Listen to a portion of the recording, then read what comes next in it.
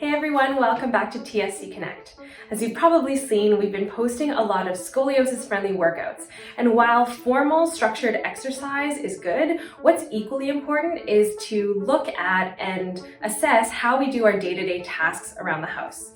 And so today, what we've put together is a video that shows some postural alignments to be aware of when you are doing the laundry. So when you're loading and unloading the washer or dryer. And in this video, we've particularly focused on front load washer and dryers, as those seem to be more common these days. So we'll show an example of some of the common tendencies to be aware of, and then also provide a few other options of how you can perform this task in a more scoliosis-friendly way. If you have any other questions about other tasks or activities of daily living or things that you need to do around the house that you're not sure of or that might cause you discomfort, drop us a message below and we'll try and make a video to address that too. Thanks, enjoy!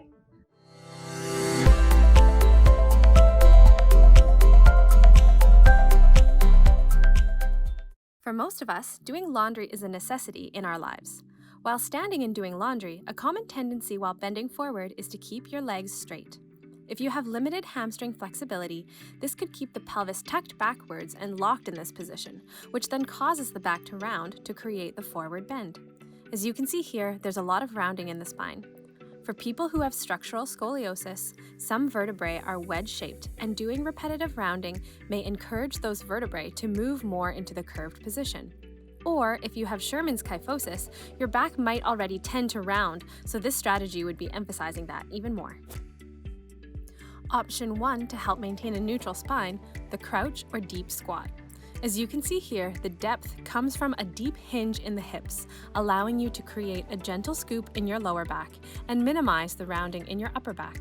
However, keep in mind that this option requires the flexibility of the hips and toes and ability to balance on the balls of your feet.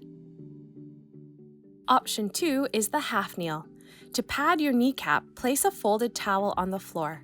Lower down into a half kneel, which is slightly more stable than the crouch, as it allows you to lean forward onto that front foot as you reach. Keep in mind that this position requires the leg strength to push back up into standing, so consider if this feels appropriate for you. Option 3 is full kneeling. Place both knees on the folded towel and lower into a kneel. This position is the most stable as you're fully supported, but requires the ability to get down and up from both knees, and also toe and ankle flexibility. Option 4, sitting on a stool. We love this option, especially if you have lots of laundry to sort and load. It's the most stable and supported. Place your stool close to the machine and with your feet flat on the floor. Wider feet and knees allows for more hip range. Try to stay on your sit bones and maintain an actively lengthened trunk, and hinge through your hips if you need to reach and bend.